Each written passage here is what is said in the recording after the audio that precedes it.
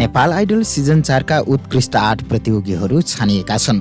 यसअघि नै उत्कृष्ट 8 प्रतियोगीहरू छानिए तापनि वाइल्ड कार्ड मार्फत कान्देन लिम्बू सोमा इन्ट्री भएपछि सो पुनः उत्कृष्ट 9 मा ब्याक भएको थियो। तर कान्देनको इन्ट्रीसँगै एकजना प्रतियोगी सोबाट बाहिरेका छन्। उत्कृष्ट 9 मा पुगेका प्रतियोगीहरूमध्ये एकजना प्रतियोगी दर्शक भोटका आधारमा बाहिरिएपछि पुनः उत्कृष्ट 8 प्रतियोगीहरू छानिएका हुन्। यस भिडियो सामग्रीमा नेपाल आइडल सिजन 4 का उत्कृष्ट 8 प्रतियोगीहरूका बारेमा चर्चा गर्दैछौँ। नेपाल आइडलका बारेमा यस्तै भिडियोहरूका लागि हाम्रो च्यानललाई सब्स्क्राइब गर्नुहोस्। लक्ष्मी पौडेल नेपाल आइडल सिजन 4 को उत्कृष्ट 8 मा पुगेकी पहिलो प्रतियोगी हुन् लक्ष्मी पौडेल। उनी नेपाल आइडलको अडिसन राउन्डबाट छानिएकी पहिलो प्रतियोगी पनि हुन्। उनले वाइल्ड कार्ड पछि भएको उत्कृष्ट 8 छनौटका क्रममा पहिलो पटक performer of the week award जितेकी छिन्। इटहरी अडिसनबाट छानिएकी लक्ष्मी मोरङको बेलबारी नगरपालिका वडा नम्बर 3 निवासी हुन्। पुजारी परिवारमा जन्मिएकी लक्ष्मीले भजन गायनबाट आफ्नो सङ्गीत यात्रा सुरु गरेकी हुन्। उनका बुबा र हजुरबुबा पुजारी काम गर्छन्। उनका बुबा रघुनाथ पौडेल र भाइ विजय पौडेल हुन्। औपचारिक रूपमा सङ्गीत नसिके तापनि उनी साङ्गीतिक क्षेत्रमा चम्किएकी छिन्। उनी 2076 मा बेलबारी आइडलको उपविजेता समेत बनेकी थिइन्।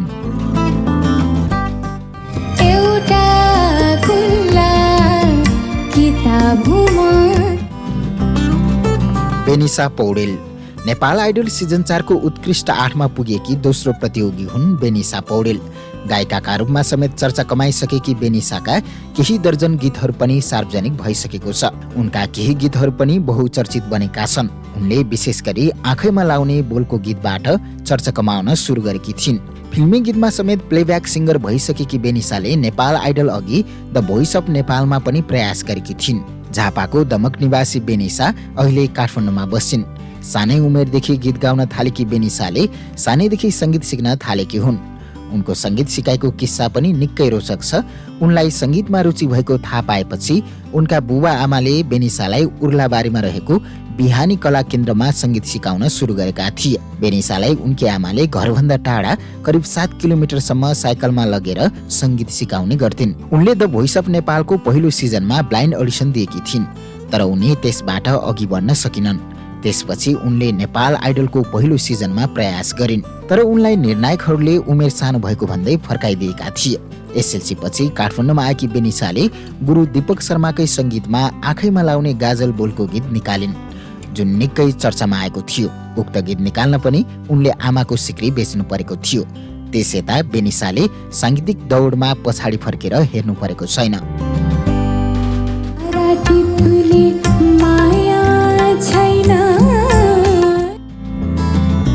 भूपेन्द्र थापा मगर नेपाल आइडल सिजन 4 को उत्कृष्ट 8 मा पुगेका तेस्रो प्रतियोगी हुन् भूपेन्द्र थापा मगर। भूपेन्द्रले वाइल्ड कार्ड अघि भएको उत्कृष्ट 8 प्रस्तुतिका क्रममा पहिलो पटक performer of the week award जितेका थिए। उनले उत्कृष्ट 9 छनौटका क्रममा पहिलो पटक बटम 3 को सामना गरेका थिए। गायकका रूपमा परिचय बनाइसकेका भूपेन्द्रका लिन आउँदैछु शब्द लगायतका गीतहरू चर्चामा छन्। यसअघि पनि नेपाल आइडल र नेपाल स्टार लगायतका विभिन्न गायन रियालिटी सोहरूमा चर्चा कमाइसकेका भूपेन्द्र भैरहवा निवासी हुन्। सङ्गीत सिक्नका लागि जागिर समेत छोडेका भूपेन्द्रले हार्मोनी ब्यान्डबाट आफ्नो गायन यात्रा सुरु गरेका थिए। भूपेन्द्रका बुबा शेरू थापा र आमा रत्न थापाले भूपेन्द्रलाई गायन क्षेत्रमा लाग्न मद्दत गरेका छन्।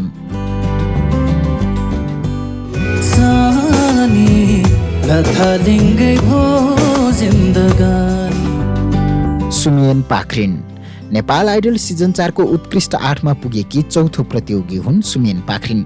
उनले उत्कृष्ट 11, उत्कृष्ट 10, उत्कृष्ट 9 र वाइल्ड कार्ड अघि उत्कृष्ट 8 छनौटका क्रममा गरी लगातार 4 पटक बटम 3 को सामना गरेकी थिइन्, तर अहिले भने उनी सुरक्षित भइरहेकी छिन्। मकवानपुरको हेटौडा उपमहानगरपालिका वडा नम्बर 15 निवासी सुमियन पाखरिन नेपाल आइडलमा आफ्नो आवाजका कारण परिचित छिन्। उनी बुबा भीमबहादुर पाखरिन र आमा देवी माया दोङको कान्छी छोरी हुन्। उनका 3 दिदीहरू पनि छन्।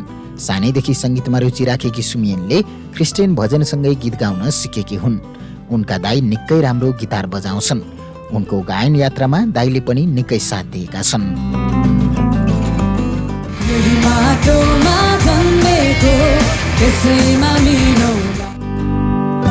विश्वास उप्रेती नेपाल आइडल सिजन 4 को उत्कृष्ट 8मा पुगेका 5औं प्रतियोगी हुन् विश्वास उप्रेती। उनले उत्कृष्ट 10 र वाइल्ड कार्ड अघि भएको उत्कृष्ट 8 छनौटका क्रममा गरी 2 पटक बटम 3 को सामना गरेका थिए। नेपाल आइडल सिजन 2 मा नै रक स्टारका रूपमा तहल्का मचाएका विश्वास सिजन 4 मा पनि रक स्टारकै छवि बनाउँदै तहल्का मचाउँदैछन्। सिजन 4 मा उनी भर्सटाइल गायकका रूपमा समेत चिनिएका छन्। उनी झापाको काकडभिट्टा निवासी हुन्। उनलाई धेरैले सबिन राईको जस्तै दमदार आवाज भएको प्रतियोगीका रूपमा चिन्छन्। काकडभिट्टामा जन्मिएका विश्वासले सानैदेखि सङ्गीतमा रुचि देखाएका थिए। सांगीतिक परिवारमै हुर्किएका कारण पनि उनलाई सानैदेखि सङ्गीतमा रुचि बढेको थियो। विश्वासका बुबा देवी उप्रेती पनि गीत गाउन सिपालु छन्। विश्वास एन्ड द ग्यालोज ब्यान्डका भोकलिस्ट समेत हुन्। उनका केही ओरिजिनल गीतहरू पनि चर्चामा छन्। आमाको माया सन्तानमा कान्देन लिम्बू नेपाल आइडल सिजन 4 को उत्कृष्ट 8मा पुगेका 6औं प्रतियोगी हुन् कान्देन लिम्बू। कान्देन नेपाल आइडलको अडिसन राउन्डबाट छानिएका दोस्रो प्रतियोगी थिए। इटरी अडिसनबाट छानेका कान्देन तेह्रथुम निवासी हुन्। उनलाई निर्णायकहरूले बहुप्रतिभाशाली प्रतियोगीका रूपमा चर्चा गरेका थिए, तर उनी सोमा लामो समयसम्म अघि बढ्न सकेनन्। उनी सोबाट बाहिर तापनि अहिले पुनः वाइल्ड कार्ड जित्दै उत्कृष्ट 8मा प्रवेश गरेका छन्।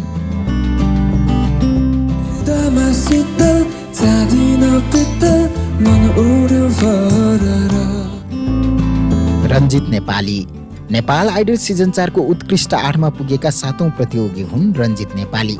रञ्जितले उत्कृष्ट 9 को प्रस्तुतिका क्रममा performer of the week award जितेका थिए। उनले वाइल्ड कार्ड पछि उत्कृष्ट 8 छनौटका क्रममा पहिलो पटक बटम 3 को सामना गरेका छन्। रामेछाप चिसापानी निवासी रञ्जित यसअघि नेपाल आइडल सिजन 3 मा पनि उत्कृष्ट 17 सम्म पुग्न सफल भएका थिए। मम्मी बुबा र भाइसँगै बस्दै आएका रञ्जितका भाइ पनि गीत गाउँछन्, तर उनले दाइको उज्जवल सांगीतिक भविष्यको लागि भन्दै आफू विदेशिएको रञ्जित बताउँछन्। भाइले आफूलाई मद्दत गरेका कारण उनी सङ्गीत क्षेत्रमा लाग्न थप हौसिएका छन्। सानैदेखि साई भजन गाएर गीत सिकेका उनी साना नानी बाबुलाई सङ्गीत पनि सिकाउँछन्।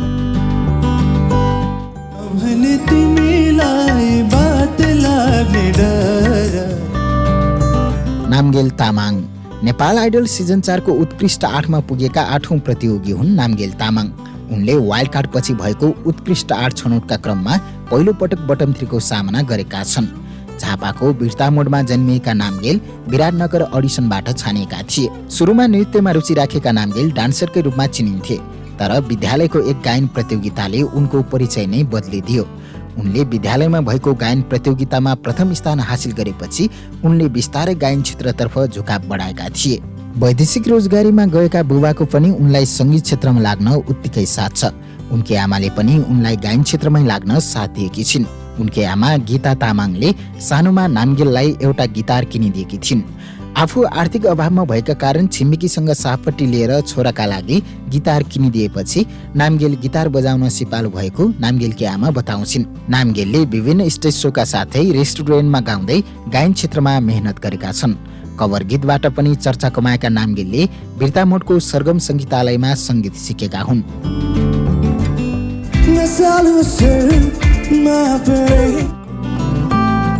आदरणीय दर्शकबिन, तपाईको विचारमा नेपाल आइडल सिजन 4 को विजेता को बन्ला जस्तो लाग्छ? कृपया कमेन्ट गर्नुहोस्। भिडियो मन परेमा लाइक र शेयर गर्न पनि नभुल्नुहोला। यस्तै भिडियोहरूका लागि हाम्रो च्यानललाई सब्स्क्राइब गर्नुहोस्। चन्द्र घरानको साथमा तपाईँ हेर्दै हुनुहुन्छ मुर्चुङ्गा टिभी।